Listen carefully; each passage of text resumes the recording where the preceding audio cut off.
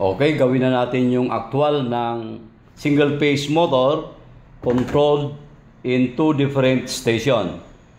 So ito ngayon yung ladder diagram. Makikita natin dalawang stop ang ginamit natin. Stop 1 or location 1, stop 2 or station 2, start 1, station 1, start 2, station 2. So bali tig dalawa. So nilagyan ko na ng wire ngayon yung mga switch natin o push button switch. Ito yung dalawang stop, station 1 at saka station 2. So nakalagay dito, nakakabit dito, they are connected in series. Tingnan nyo, stop 1 and 2, they are connected in series. Line 1, ito ngayon yung line 1 ko. Line 1, then makikita nyo, normally close contact, nasa taas, close. So nakakabit ako sa pangalawang stop, normally close contact ng stop push button switch, location 1 or station 1, station 2. Then nakabit ko ngayon doon sa station 1 ng start push button switch. Ito, na start push button switch from stop, normally close, papunta sa start, station 1, sa baba, normally open.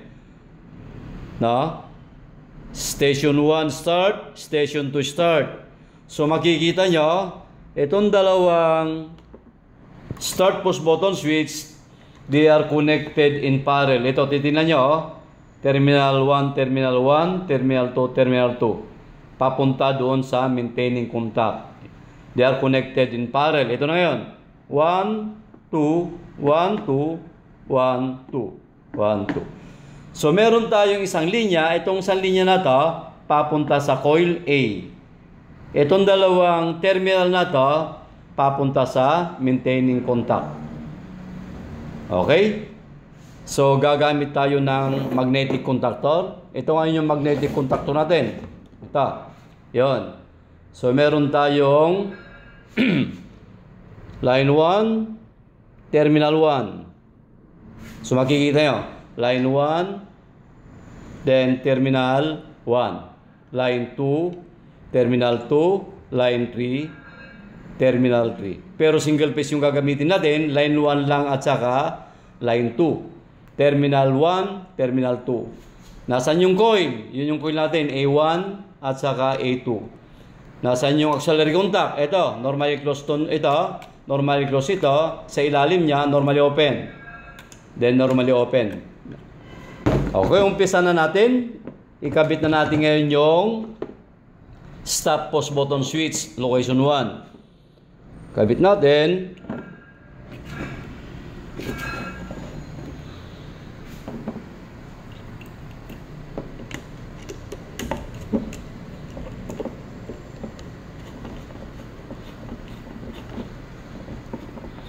Ayun, nakabit ko na yung stop push button switch. Station 1, then stop push button switch, station 2. Station 1 and station 2. Nakabit ko na rin itong start push button switch, station 1. Pagsamahin natin yung stop at saka start. Ito na ngayon. Station 1, stop. Station 1, start. Yan, na? Then, station 2, stop. Then, station 2, start.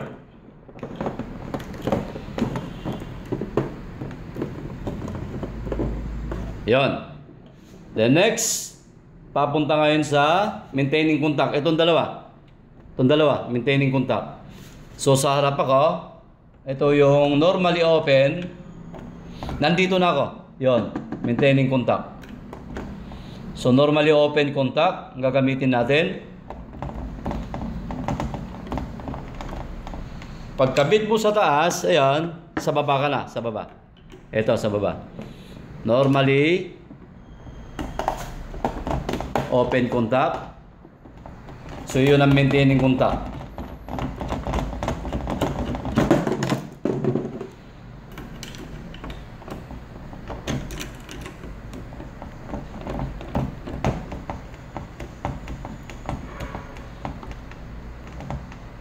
Okay, next.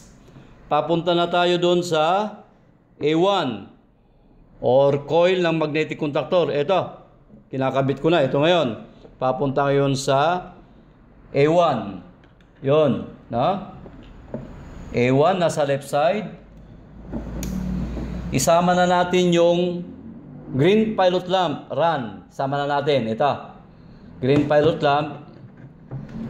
That is connected coil to coil. Coil to coil ang connection niya, yung green pilot lamp. Then next, naikabit na natin dito. Kabit na natin yung A2 papunta sa overload, normally close. A2 papunta sa overload, normally close contact. Kuha tayo ng wire. Ito, isabay ko na rin yung isang terminal ng green. Ito, sabay ko na sa A2 para minsanan lang, ha? Ayun, A2 ng magnetic contactor papunta ngayon sa, ayun yung kinakabit ko, ayun, papunta sa normal close contact overload. Ito yung overload, normal close contact. So kabit ko ngayon dito sa normally close contact overload relay.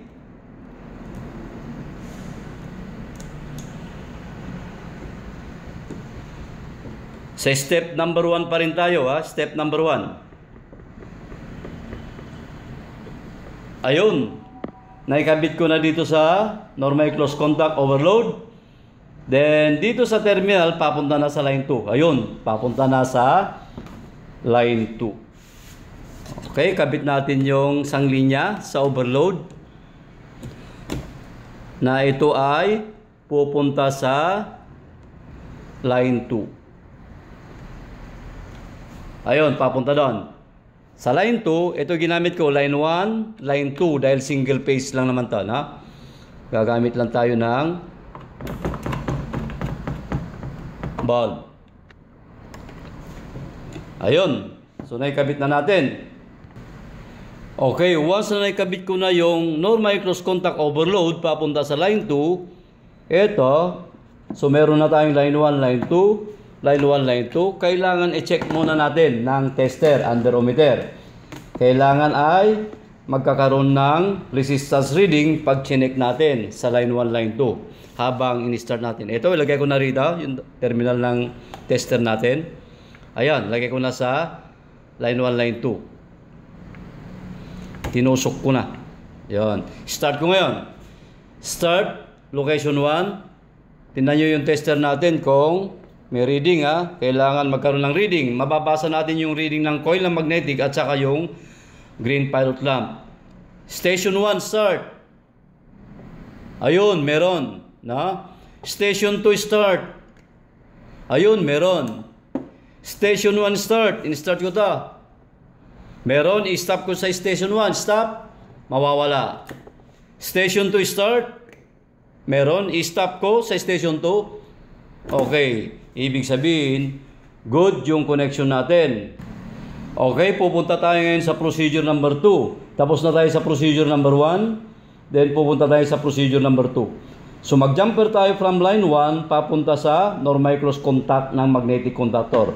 Kung saan natin ikakabit yung red pilot lamp. Okay, ito yung line 1 ko. Line 1, lalagyan ko rin ng wire. Maglalagay ako ng jumper. Jumper papunta sa normally close contact.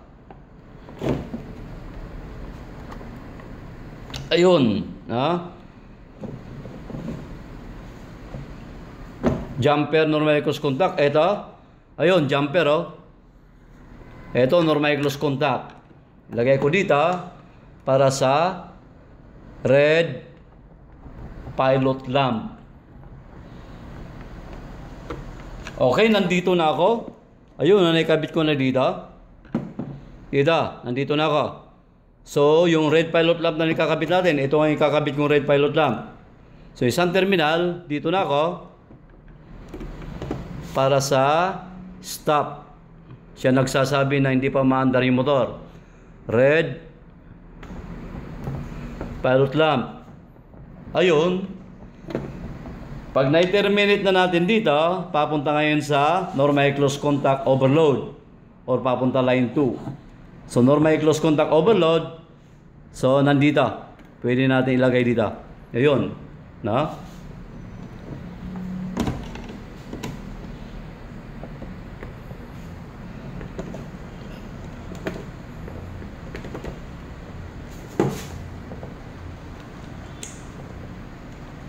So, kinakabit natin yung red.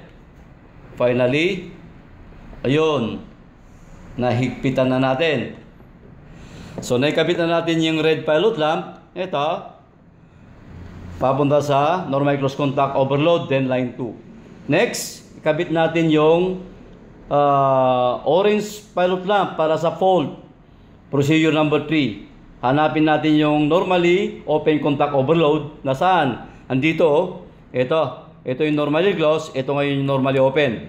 So magja-jumper tayo dito from line 1 to normally open overload. Ito, line 1 to normally open. Since itong line 1 naka-jumper dito, kasi marami ng wire doon, dito na ako maglalagay yung jumper dito, na line 1 pa rin dito. Then pupunta ngayon ako sa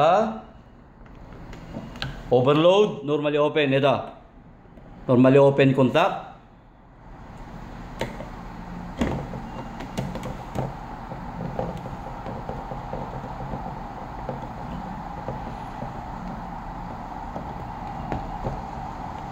Ayun, naikabit ko na yung jumper, no?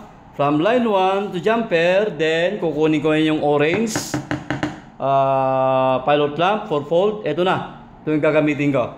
So ilalagay ko ngayon dito. Then papunta sa line 2. So kakabit ko ngayon dito. Sa normally open pa rin, overload, no? Yon.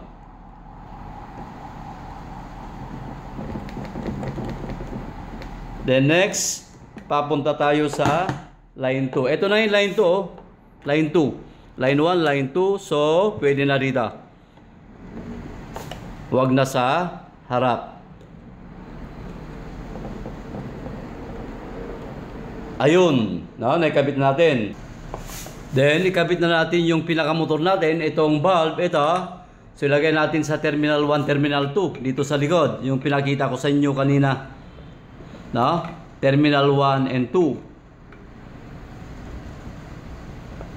So ito yung pinaka single phase motor natin. Okay, kompleto na. So meron na tayong station 1 and 2, no, para sa stop push button switch, pilot lamp red, then we have the orange fault, then we have the green pilot lamp, then single phase motor. Okay, pwede na natin supplyan. Supplyan na natin itong magnetic contactor natin. Ayun. So, ibig sabihin, umilaw na yung pilot lamp red. Na siya nagsasabi, hindi pa umaandar itong single phase motor natin. So, ito yung station 1 natin. Station 1 stop, station 1 start. Station 2 stop, station 2 start. So magsisimula ngayon ako sa station 1. I-start natin sa station 1. Start ko ito. Start 1, station 1. Ayun. So ibig sabihin namatay yung red, umilaw yung green pilot lamp run, at umandar ngayon yung motor natin. Okay, patayin ko na rin doon sa stop, station 1. Patay siya. I-start ko ngayon sa start station 2. Ito yung start station 2. Start ko ngayon. Ayun. Namatay uli yung red. Umilaw yung green pilot lamp. Siya nagsasabi na umandar na yung motor natin. Okay. Then, stop ko naman sa station 2. Yun.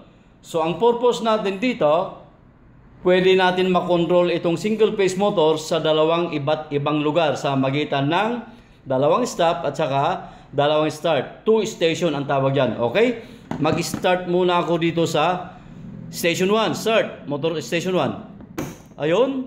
Pwede kong patayin dito sa stop station 2. Yun. Start station 2. Start station 2. Yun. Pwede kong patayin dito sa stop station 1. Ibig sabihin, kahit pala saan ako mag-start, kahit saan ako mag-stop, pwede, na? Kaya, dalawang station. Controlled in 2 different station. Ayun. Ngayon, umaandar siya. Umaandar yung motor natin. Paano naman yung fault pilot lamp that is orange? Kailangan paganahin natin. Halimbawa lang, no? Nagkaroon ng problema itong motor. Pag sinabing problema, uminit yung windings sa kakaikot ng motor dahil mabigat yung dinadala. Example lang, magkakaroon ng problema yung windings, iinit yung windings. Ayun, gagapang ngayon yung init tulad nito. Yun, gagapang ngayon yung init papunta sa thermal element. Thermal element, once na na-sense yung thermal element, yung init, that's the time na mag-trip off. Kunwari lang, i-trip ko na to, no? I-trip ko, mamamatay yung motor, pati yung green, iilaw ngayon yung orange. Okay, i-trip natin. Yun, naka-trip na siya. Ibig sabihin, nagkaroon ng problema yung motor natin dahil umilaw yung orange pilot lamp. Okay, anong gagawin natin? Huwag muna natin i-reset. Kailangan ay i-troubleshoot muna natin yung motor bago natin i-reset. Pag na-troubleshoot na natin, okay, pwede natin i-reset. Ito yung reset niya, oh. Ito, yung reset niya. Na? So, pindutin lang natin yung reset. Yun, babalik ulit sa dati. Pwede ulit i-start. Start 1. Stop 1. Start 2. Stop 2. Start 2, stop 1. So, ayan ang control system ng single phase motor control in 2 different station. Okay? Sana meron tayong natutunan para sa ating pansarili, dagdag kaalaman para magamit natin sa araw-araw nating gawain o sa trabaho natin, dagdag kaalaman. Again, maraming salamat po. Antabayanan nyo ulit yung ibang koneksyon ng motor control. Ilalagay ko ulit dito sa YouTube channel ko. Maraming salamat muli.